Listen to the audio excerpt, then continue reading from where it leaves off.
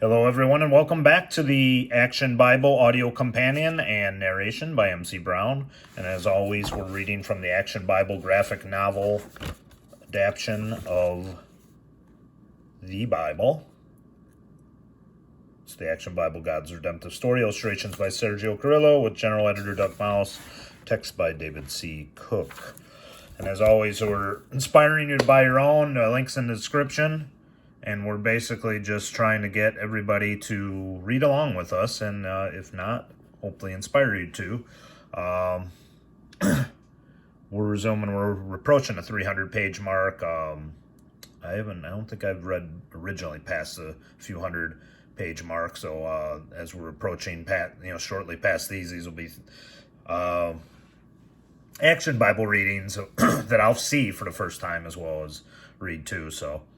A lot of mispronunciations, obviously some of them a little more difficult for me. I'm trying to stay with the reading, so I'll try to power through it. I apologize for any blatant mispronunciations or butchering of any names or places. If you do hear something, please correct me in the comments. I'm more than happy to correct myself.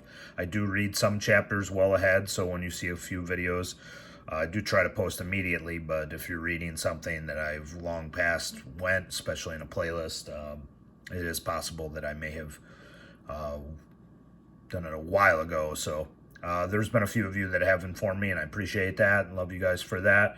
And yeah, I do doing my best. So it's always just we're not trying to spoil anything or step on anybody's toes.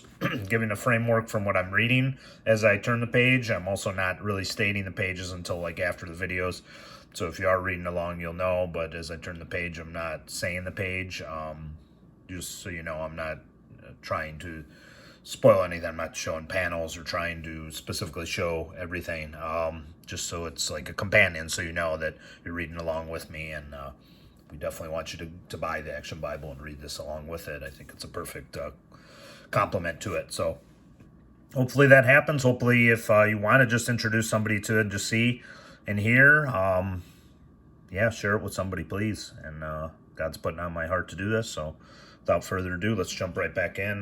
This is part 23. We're resuming on page 282, especially if you jumped in a timestamp. Page 282, The Jealous King, based on 1 Samuel 18 through 19. When the army returns, Saul's general, Abner, takes David to see the king. "You saved Israel, David. From now on, you will live in the palace. Prince Jonathan will take you back with him." Jonathan has just returned from the palace. He immediately recognizes a kindred spirit in David. "David, I'm proud to be the friend of the bravest man in Israel. I want to give you my robe and armor as a sign that I will be loyal to you forever." "Thank you, Jonathan. God is my witness that I will be your friend until death." For the rest of the military campaign, Saul gives David lots of responsibilities. David excels at everything he is asked to do, and Saul promotes him to a high-ranking officer. David's reputation spreads, so by the time the army returns home, he is a hero. Triumphantly, King Saul and his victorious soldiers parade through the streets. The women rush out of the cities to greet them and sing their praises. "Saul has slain his thousands, and David his 10,000s." The people's praise of David turns Saul's appreciation to rage. He thinks of what the prophet Samuel told him. "The Lord will take your kingdom from you." The people know David is a greater warrior than I am. Maybe he's the one who will take my kingdom from me. That night, Saul cannot sleep. "My soldiers already love him, and now my people love him." One day, while David plays the harp to soothe Saul's spirit, "David, he's the hero now, but he can't take my kingdom from me if he's dead." In a burst of rage, Saul grabs a spear. Thunk. "I missed." "I'm sorry, David. I don't know what came over me. It must be this evil spirit that torments me." "It must have been an accident. Why would he have promoted me only to kill me?" But Saul's jealousy continues to grow because he knows David has the Lord's favor.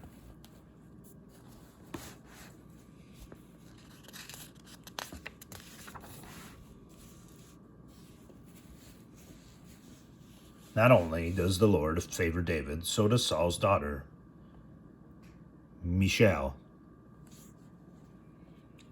That gives me an idea. David, it seems my daughter is in love with you, and who can blame her? You are the most popular man in the kingdom. But since you are a poor commoner, you cannot afford the customary bride price for a king's daughter. So I will waive that fee. However, to prove your valor, you must kill 100 Philistines. Thank you, my king. I am highly honored. You may be able to beat one giant Philistine, but 100 of them should be able to kill you.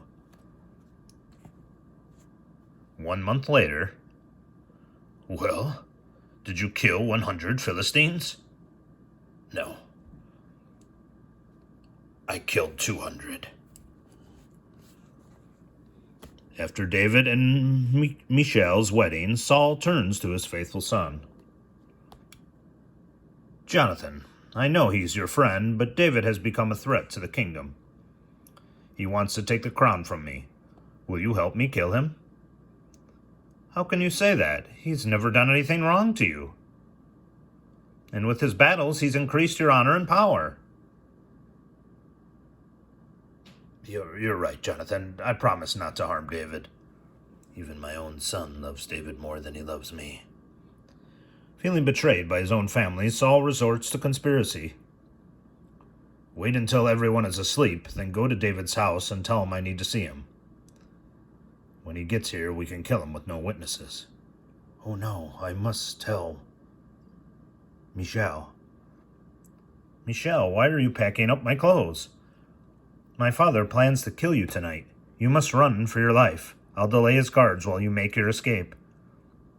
Michal lets David out a back window, then prepares the next part of her plan.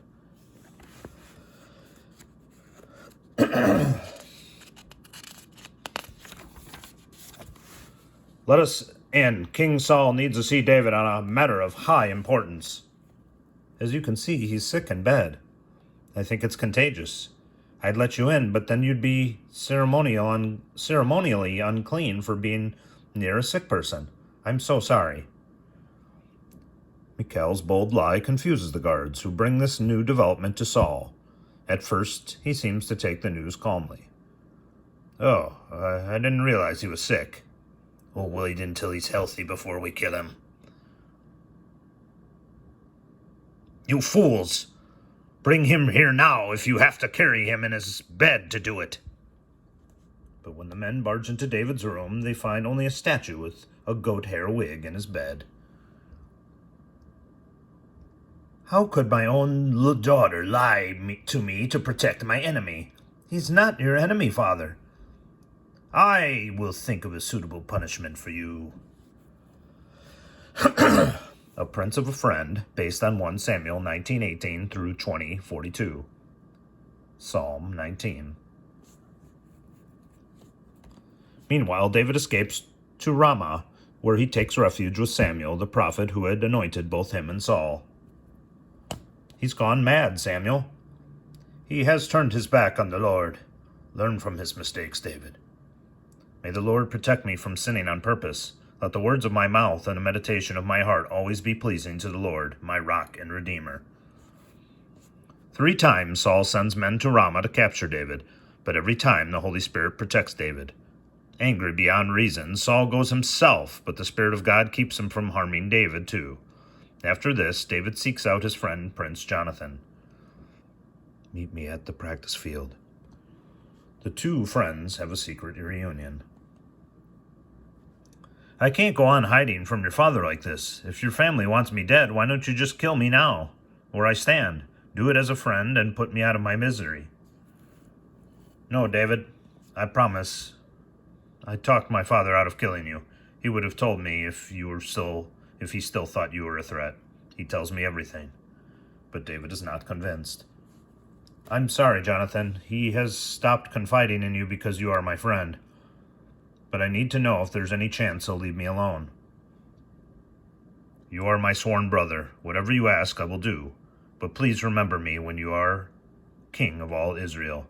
I promise. Friends till death. Together, the 2 hatch a plan. David will hide in the field during the royal festival dinner. If King Saul doesn't mind that David is absent, it's because he's not worried about David. But if he becomes angry, Jonathan will know that it's because he still seeks David's death. Then he will go back to the field and use a code to let David know the answer.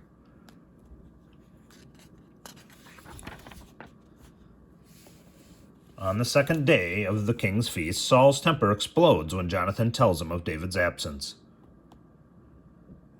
"You son of a stubborn concubine, don't you know that as long as David lives you will never be king? Bring him here immediately. He must die. Why should he be killed? What has he done but serve you well in battle?" "My own son is a traitor." "I'll kill you too." "I am ashamed to call you father." Saul doesn't kill his son, but the next morning Jonathan goes out to the fields and gives David the signal. "Go get my arrows. I overshot the target, so you'll have to run far away to find them." "Thank you, Jonathan. I will flee from Saul and let the Lord tell me when I can come back." The Outlaws of Judah, based on 1 Samuel 21 through 24.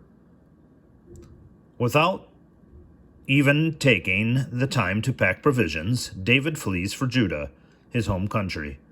Famished and tired, he stops for a rest at Nob.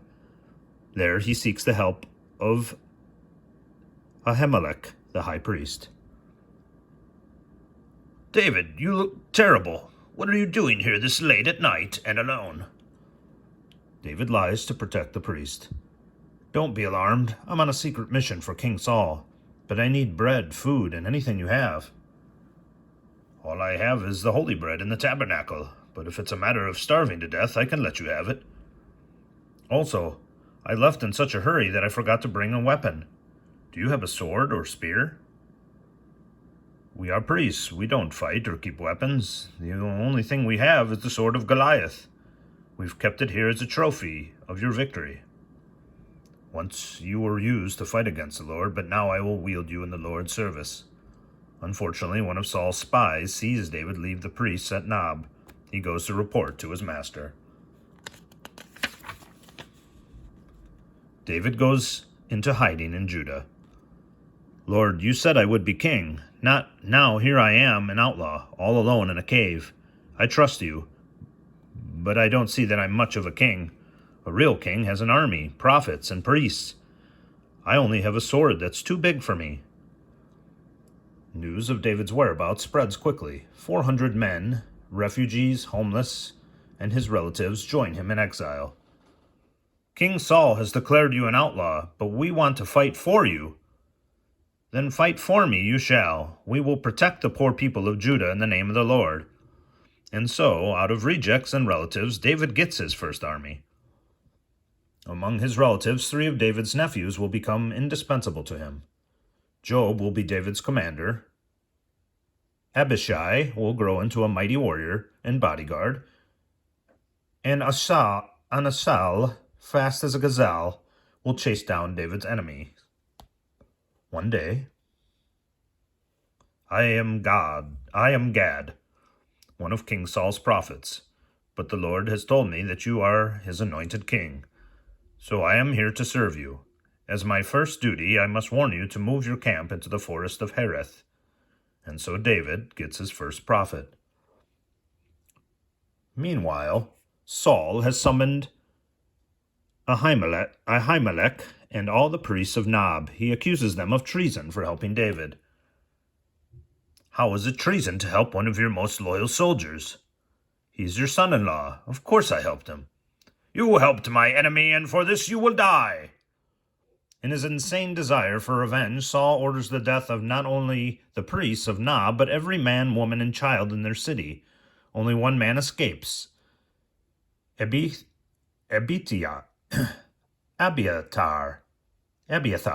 the son of Ahimelech, the high priest. He carries the tragic news to David. "I am the only priest left, but I saved the high priest's ephod and brought it with me. God forgive me, I'm partly to blame. I asked for help and your father gave it. Stay with me. For now, Saul wants your life as well as mine." Saul has broken his faith with the Lord. I will serve you. And so David gets his first priest. God has now given him the full entourage of a king.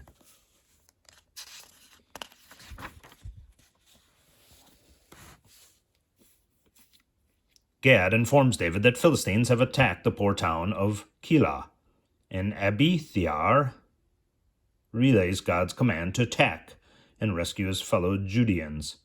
David's men, however, are less than confident. We have no training. We can't fight against the Philistine army. Actually, I'm in the middle of a fast. It's true, Uncle. It's one thing to defend you against Saul, but the Philistines are too strong for us. Men of Judah, our father prophesied, your hands shall wring your enemies' necks. Now you crouch in hiding like a young lion. But who will dare provoke you? Lions of Judah, God has delivered our enemy into our hands. Fight with me. Fight for your families. Fight for God. Encouraged by David's words, his men shake off their fear and march to fight. They inflict heavy losses on the Philistines, taking their plunder and sharing it with the people of Keilah. But while they are celebrating their first victory, David's prophet and priests bring him troubling news. David, God warned me that Saul is on his way here to capture you. Abiathar, use the ephod to ask the Lord if the people of Keilah will defend me or hand me over to Saul. The Lord says they will betray you to Saul. Then let's go.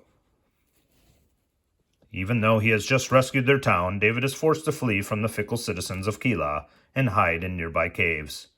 However, 200 men are impressed by his bravery and join his army. He now has 600 soldiers. King Saul and his army arrive too late to capture David at Keilah. As Saul hunts for David in the desert, he stops to rest in a cave, unaware that David and some of his men are hiding in the back of it. Why doesn't David kill him? This is it, Uncle David. The Lord promised you would become king, and now the Lord has delivered the old king helpless into your hands. David looks down at the king and thinks of all the times Saul has tried to kill him. Now the jealous king is at his mercy, but David only bends down and carefully cuts off a piece of the royal robe. I understand he's your father-in-law. If you don't want to kill him, I'll do it for you. No. He was chosen by God to be our king. It's not for us to decide when he will die. After a while, Saul leaves the cave, and David calls after him. My lord, the king! David! Why do you keep hunting me? I mean you no harm. See this piece of cloth I cut it from your robe. I could have killed you, but I didn't. My father, if I have wronged God, let him judge me. But have I wronged you? I am ashamed. You are a better man than I am, David. I will go and leave you alone. Saul leads his army away, but a short time later, David learns that Saul has forced Michal, David's wife, to marry another man. This shows David that Saul has not forgiven him. Word comes, too, that after many years of serving the Lord, the prophet Samuel has died. All right, so we're going to stop here, a little bit longer of a video here. We're on 296 when we resume for part 24, I believe it will be. We'll resume on A Fool and His Wife. As always, I want to thank you guys. God bless you guys. We'll wrap this one up pretty quickly. Please like, share this video. If God puts it on your heart, subscribe and hit the notification on these videos, and hopefully we'll just keep rolling along here. So we'll wrap this up, and we'll see you guys soon.